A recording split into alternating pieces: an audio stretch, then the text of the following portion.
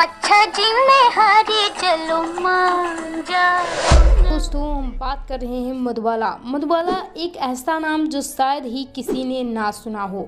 वह भारतीय हिंदी फिल्मों की एक अभिनेत्री थी, एक बेहतरीन अभिनेत्री जिसने अपने अभिनय का जलवा क्या ख्याल है बॉलीवुड की मशहूर फिल्म मुगले आजम में दिखाया। प्यार किया तो डरना क्या, प्यार किया। तबीयत खराब होने के कारण भी उन्होंने अपने सारे फिल्म की शूटिंग पूरी की। ये इतनी सुंदर थी कि उनसे शादी करने के लिए बॉलीवुड के तीन लोगों ने शादी का प्रस्ताव दिया और उनकी सुंदरता के कारण लोग उनको सौंदर्य की देवी के नाम से जानते थे।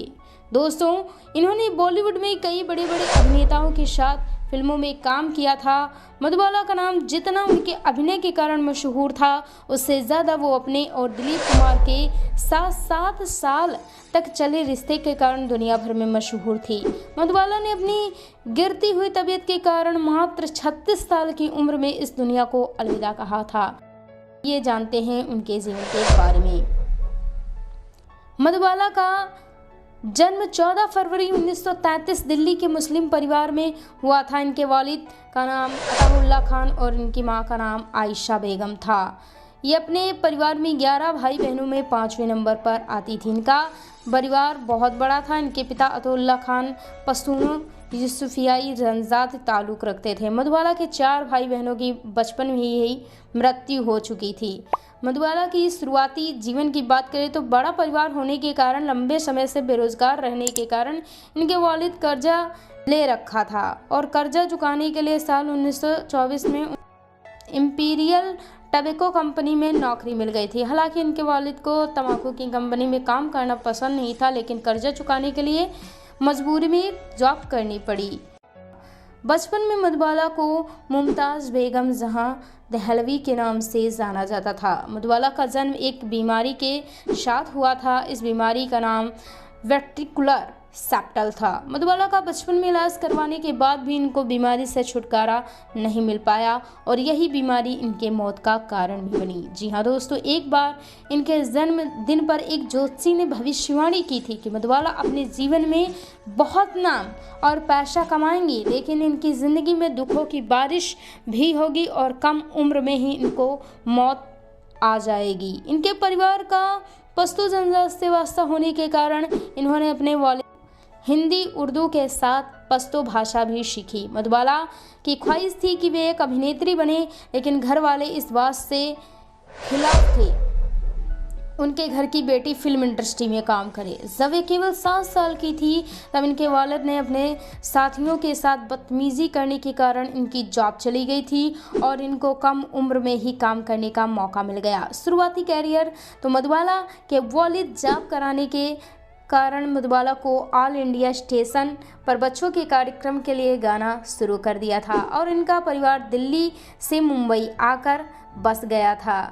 बॉम्बे में मलाड पड़ोस में मौजूद एक गौशाला में बस गए थे। 1944 में डाक एक्सप्लोजन में मधुबाला के 2 भाई और 3 बहनें मारी गईं। बाकी बचा हुआ परिवार वहीं पास के सिनेमा फिल्म देखने गया था, जिसके कारण उनकी जानें बच गईं। यह समय उनके परिवार के लिए बहुत बुरा था। जब इनकी उम्र 9 साल की थी तब इनके पिता इन्हें मुंबई के बहुत सारे स्टूडियो में ले जाने लगे। इन्हें काम मिलने लगा। मधुबाला के बचपन से ही फिल्मों में काम करने के कारण उनकी पहली फिल्म बसंत आई और बॉक्स ऑफिस पर हिट साबित हुई। उनकी प्रतिभा देखते हुए अभिनेत्री देविका रानी ने इन्हें अपना नाम बदलकर मधुबाला करने की सलाह दी। साल 1947 में जब इनकी उम्र केवल 14 साल की थी तब इन्हें राज कपूर के साथ फिल्म नील कमल में काम करने का मौका मिला और यह फिल्म उनकी मुमताज़ नाम के साथ काम करने वाली अंतिम फिल्म थी। इस फिल्म के बाद उन्होंने मधुबाला नाम से आगे फिल्मों में काम किया। इनको बॉलीवुड में असली पहचान 1949 में आई फिल्म महल से मिली। हालांकि इस फिल्म के लिए मुख्य अभिनेत्री की किरदार की भूमिका के लिए अभिनेत्री सुरैया को चुना गया था, लेकिन बाद में किसी कारण से अभिनेत्री सुरैया को हटाकर मधुबाला को चुन लिया गया। दोस्तों, फिल्म महल में अभिनय करने के बाद इनके करियर को एक पहचान मिली। इस फिल्म का गाना आएगा आने वाला वो लता मंगेशकर द्वारा गाया गया था, जो कि लोगों को बहुत पसंद आया। आएगा आने वाला। उन्होंने उस जमाने के कई जाने माने अभिनेता जैसे देवानंद, दिलीप कुमार, अशोक कुमार के साथ फिल्मों में काम किया। साल 1950 के दौरान उनकी कई फिल्में लगातार बॉक्स ऑफिस पर असफल साबित हुई, जिसके कारण लोगों को ये लगने लगा कि मधुबाला की फिल्में हिट उनकी सुंदरता के कारण हुई थी, न कि उनकी प्रतिभा के कारण। इनकी फिल्मों के असफल होने के कारण था उनके पास कोई योग्य मैनेजर का ना होना, जो उनको फिल्मों के किरदार के बारे में महत्वपूर्ण जानकारी दे पाए। मैनेजर की जिम्मेदारी भी इनके वॉली निभा रहे थे, जिनको फिल्मों के बारे में कुछ भी मालूम ना था। मधुबाला की फिल्मों का चयन करते थे। मधुबाला के वालिद द्वारा गलत फिल्मों के चुनाव के कारण मधुबाला के करियर को बहुत नुकसान पहुंचा, लेकिन अपनी फिल्मों के लगातार असफल होने के कारण मधुबाला निराश नहीं हुई और उन्होंने अभिनय का काम पूरे मन से किया। कुछ सालों के बाद उन्होंने अपनी प्रतिभा का जोहर दिखाया। साल 1958 में आई फिल्म लगातार 4 फिल्में फागुन, हावड़ा ब्रिज, काला पानी और चलती का नाम गाड़ी हिट साबित हुई, जिनसे इनके करियर को बहुत मदद मिली। उन्होंने बॉलीवुड अभिनेता गुरु दत्त के साथ 55 फिल्म की थी, जो कि बॉक्स ऑफिस पर सफल हुई। फिल्म मुगल-ए-आजम। कहा जाता है कि मधुबाला को जो देश विदेश में जो प्रसिद्धि मिली थी, उस समय का मुख्य कारण मुगल-ए-आजम फिल्म थी। इस फिल्म में सभी कलाकारों ने अपनी बेहतरीन अभिनय से इस फिल्म की ऊंचाइयों तक पहुंचा दिया था। इनके द्वारा निभाई गई अनारकली की भूमिका आज भी विश्व प्रसिद्ध है। ऐसा माना जाता है कि मधुबाला जब यह फिल्म कर रही थी तब उनकी सेहत बहुत खराब थी और इस बात उन्होंने अपने फिल्म निर्देशक को नहीं बताई, और फिल्म निर्देशक के इस बात से अनजान होने के कारण मधुबाला में सीन को असली दिखने के लिए लोहे की भरी भरकम जंजीरों के साथ शूटिंग करनी पड़ी, जिसका उनकी सेहत पर बहुत बुरा प्रभाव पड़ा था और इनके अलावा उन्हें दिन भर भारी मेकअप के साथ रहना पड़ता था। फिल्म में लोहे की जंजीरों के साथ अभिनय करने के कारण उनके हाथ पैर बुरी तरह जख्मी हो गए थे। वह शारीरिक और मानसिक रूप से बहुत दुखी थी, क्योंकि उनकी शादी दिलीप कुमार के साथ होते होते रह गई थी। कहीं न कहीं वो दिलीप कुमार को भूल नहीं पाई और ही अंदर घुटकर जी रही थी। फिल्म मुगल-ए-आजम में किए गए मधुबाला के काबिले तारीफ अभिनय, जो उन्होंने तकलीफें सहकर फिल्म में साफ देखा जा सकता था। 5 अगस्त 1960 को जब सिनेमाघरों में यह फिल्म आई तो कमाई के दुनिया भर के रिकॉर्ड तोड़ दिए और आने वाले 15 सालों में कई बड़ी फिल्में सिनेमाघरों में आईं और चली गईं, लेकिन मुगल-ए-आजम फिल्म की कमाई का रिकॉर्ड तोड़ने में असफल रहीं। फिल्म की कमाई का रिकॉर्ड सिर्फ एक फिल्म ही तोड़ पाई। फिल्म का नाम था निर्माता रमेश सिप्पी द्वारा बनाई गई फिल्म शोले, जिसमें धर्मेंद्र, अमिताभ बच्चन और संजीव कुमार जैसे बड़े कलाकार थे। फिल्म मुगल-ए-आजम में बेहतरीन अभिनय के कारण मधुबाला का नाम फिल्म फेयर पुरस्कार के लिए नामांकित किया गया, लेकिन ये पुरस्कार जीत नहीं पाई। लोगों को लगा कि मधुबाला को यह पुरस्कार इसलिए नहीं मिला क्योंकि उन्होंने इस पुरस्कार को पाने के लिए घूस नहीं दी थी।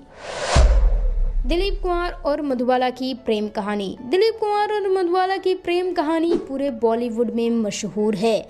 ऐसा कहा जाता है कि दोनों की पहली मुलाकात फिल्म ज्वार-भाटा की शूटिंग के दौरान हुई थी, जो साल 1944 में आई थी, और दोनों के बीच इसी फिल्म की शूटिंग के दौरान प्यार हो गया। जब मधुबाला और दिलीप कुमार को यह फिल्म साथ में कर रहे थे तो उस समय दोनों की उम्र के बीच 11 साल का फर्क था। उस समय दिलीप कुमार की उम्र 29 साल और मधुबाला की उम्र 18 साल थी। दोनों ने 7 साल के बाद फिल्म तराना में एक साथ काम किया, जो साल 1991 में आई, और दोनों के बीच प्यार और गहरा हो गया। जब दोनों को एक साथ काम करने का मौका मिला, फिल्म मुगल-ए-आजम द्वारा जो लगातार 11 साल तक बनाई गई, वह दिलीप कुमार के साथ शादी के बंधन में बंधना चाहती थी, लेकिन दिलीप कुमार की तरफ से शादी के लिए न सुनने के कारण वह बुरी तरह टूट गईं। ऐसा माना जाता है कि दोनों की शादी मधुबाला के रिश्तेदारों ने अपने फायदे का कारण नहीं होने दी और रहा सहा काम मधुबाला के वालिद ने 1958 में दिलीप कुमार के खिलाफ केस दर्ज करके अपनी बेटी के प्रेम प्रसंग तोड़ने के लिए मजबूर किया। मधुबाला को दिलीप कुमार के साथ शादी न होने के कारण एक लंबा रिश्ता इतनी आसानी से टूटने के कारण अपनी बाकी की ज़िंदगी घुट घुट कर जीनी पड़ी और इसी गम के साथ उन्होंने अपनी ज़िंदगी को अलविदा कह दिया। किशोर कुमार और मधुबाला की शादी। मधुबाला को किशोर कुमार से शादी करने से पहले 3 लोगों का शादी का प्रस्ताव आया और यह 3 लोग थे किशोर कुमार, भारत भूषण और प्रदीप कुमार। मधुबाला 3 लोगों की तरफ से शादी का प्रस्ताव आने के कारण विचलित हो गईं और अपनी सबसे अच्छी दोस्त नरगिस के पास गईं और उन्होंने नरगिस को पूरी बात बताई। नरगिस ने भारत भूषण से शादी करने के लिए बोला क्योंकि नरगिस के मुताबिक भारत भूषण अन्य दोनों अभिनेताओं से बेहतर थे। मधुबाला ने बाद में अपनी इच्छा के मुताबिक किशोर कुमार से शादी की क्योंकि उन्हें किशोर कुमार दूसरे अन्य अभिनेताओं के मुकाबले भाग गए थे। किशोर कुमार पहले से ही तलाकशुदा थे और कहीं ना कहीं उनके तलाक के कारण मधुबाला किशोर कुमार के घरवालों को लगता था कि मधुबाला की गिरती हुई सेहत के बारे में किशोर पहले से ही जानते थे और उन्हें यह पता था कि मधुबाला अपनी मौत से पहले शादी करना चाहती हैं। साल 1960 में किशोर कुमार और मधुबाला हिंदू रीति रिवाजों के साथ शादी की, लेकिन फिर भी मधुबाला किशोर कुमार के घरवालों को नहीं मना पाई और न ही कभी किशोर कुमार के घरवालों ने मधुबाला को अपनी बहू के रूप में स्वीकार किया। मधुबाला जन्म के साथ ही दिल की बीमारी से ग्रसित थी और यही बीमारी उनकी मौत का कारण बनी।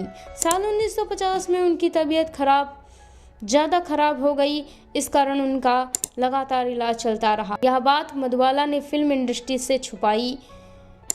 जब उनकी बीमारी हद से ज़्यादा बढ़ गई तो इसका इलाज करवाने के लिए लंदन चली गई, लेकिन तब तक देर हो चुकी थी। इनकी बीमारी इतनी ज़्यादा बढ़ गई थी कि डॉक्टर ने उनकी बीमारी का इलाज करने से मना कर दिया क्योंकि डॉक्टर को लगता अगर इस बीमारी का इलाज करते हैं तो इससे मधुबाला की मृत्यु जल्दी हो जाएगी। मधुबाला बिना इलाज कराए हुए भारत वापस लौट आईं और उन्होंने 9 साल पड़े पड़े बिस्तर पर गुजारे और 23 फरवरी 1969 को उनको दिल का दौरा पड़ गया और सुबह उनकी मृत्यु हो गई। मधुबाला की शादी को ज़्यादा समय नहीं हुआ था, जिस कारण ये मां नहीं बन पाई और शादी करने के बाद कुछ समय ही इनकी मौत हो गई।